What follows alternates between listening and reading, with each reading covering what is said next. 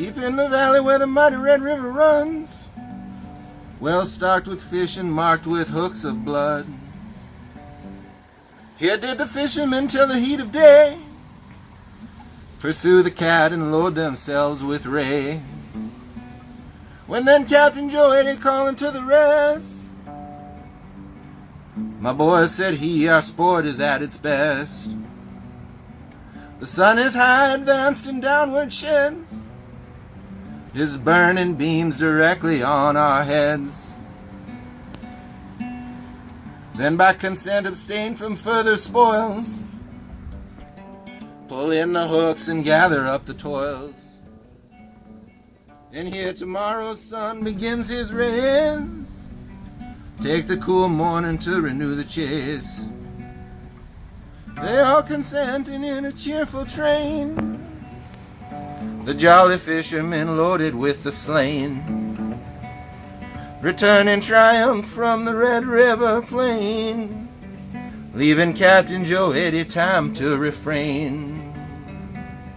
Whoa, river roll and flow, this is the story of one Captain Joe, a fisherman you may already know. Oh, river roll and flow. Down in a vale with pine and cypress clad, refreshed with gentle winds and brown with shade, the Catfish Mermaid's private haunt there stood, full in the center of the darksome wood. A spacious grotto all around overgrown with hoary moss and arched with pumice stone. From out its rocky clefts the waters flow, and trickling swell into a river above. Nature had everywhere so played her part, that everywhere she seemed to vie with art. Here the bright mermaid toiled and chafed with heat, was wont to bathe her in the cool retreat. Here did she now without her train resort, panting with heat and breathless from her sport. Her tackle bearer laid her rod aside, some loosed the seashells, some her veil untied. Each busy nymph her proper part undressed, while crocodile, more handy than the rest, gathered her flowing hair and in a noose bound it together whilst her own hung loose. 7 of the fairest fanned her with sea ferns, 2 of the fastest watched her close and learned, 5 of the more ignoble sort by turns fetch up the water and unlaid the urn. Oh, river roll and flow, this is the story of a Captain Joe, a fisherman you might have known. Oh, river roll and flow.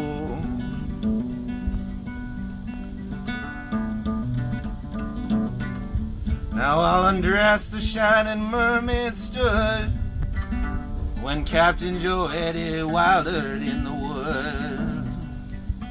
To the cool grot by his hard fate betrayed, the fountains filled with naked nymphs he strayed. The frightened virgins shrieked at the surprise, the river echoed with their piercing cries. Then in a huddle round their goddess pressed, she standing proudly eminent above the rest. With blushes glowed, such blushes as adorn the ruddy welkin or the purple morn. And though the crowd and nymphs her mermaid's body hide, half backward shrunk and viewed him from a side. Surprised at first, she would have snatched her spear, but seized the circling waters round her near. These in the hollow of her hand she flung, and splashed them in his face while thus she sung. Tell if thou canst the wondrous sight disclose, a mermaid's naked to thy view exposed.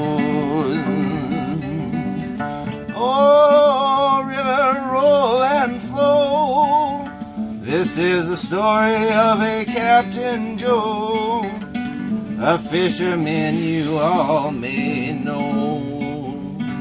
Oh, river, roll and flow.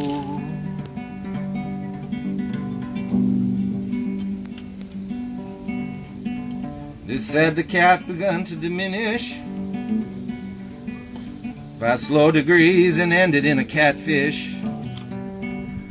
A rising horn on either lip as he grins and stretches out his skull and tastes with his skin. Tastes with his skin, his senses overgrown, his bosom pants with fears before unknown. Metamorphed at length, he swims away in haste, and wonders why he swims away so fast. But as by chance within the wave of a neighboring brook, he saw his whiskered horns and altered look. Wretched Captain Joe Eddy in a doleful tone, he tried to speak but only gave a groan. Then as he wept he tasted with silent pace the tears trickling down his ancient face. What should he do, or seek his old abode, or herd among the cats and skulking holes?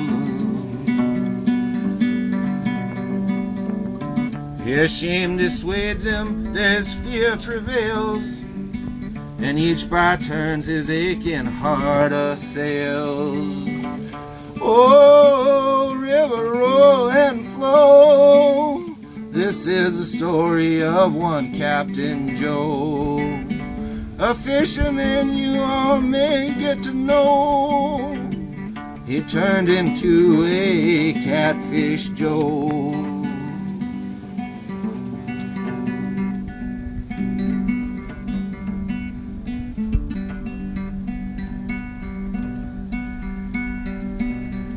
As he thus ponders, he behind him feels his opening hooks and their lines and reels. A generous crew, or to maintain the chase, or to snuff the vapor from the scented rays. He bounded off with fear and swiftly swam over muddy banks and the very Chan. Through brakes and thickets forced his way and flew through many a ring where once he did pursue.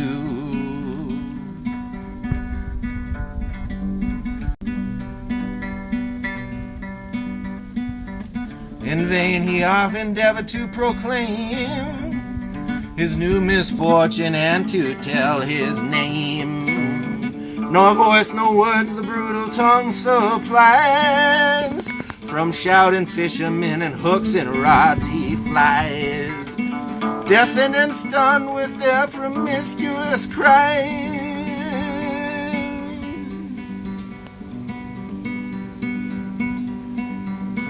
When now the sharpest of the rods that angled went near his nose, and 'twas that lady foot dangled. He smelled it fast through his skin, could not resist, and in a moment felt the hook pierce his lip and twist, till all the rods came up and every hook tore the sad captain groveling on the ground, who now appeared but one continued wound. With dropping tears his bitter fate he moans, and fills the river with his dying groan. Oh, river, roll and flow. This is the story of that Captain Joe, that fisherman you all know. He turned into a catfish Joe.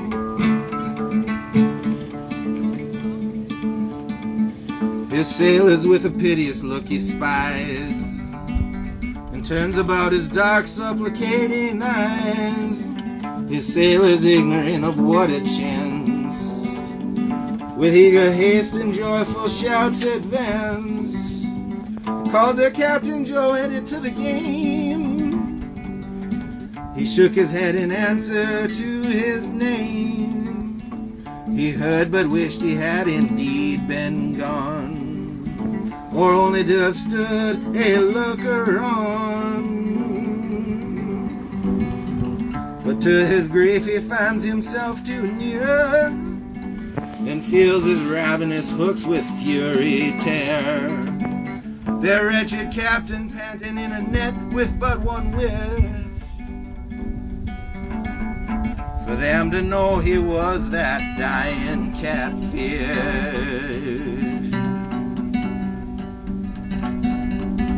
Oh, river, roll and flow. This is the story of one Captain Joe, a fisherman you all may know. He turned into a catfish Joe. Whoa, river, roll and flow.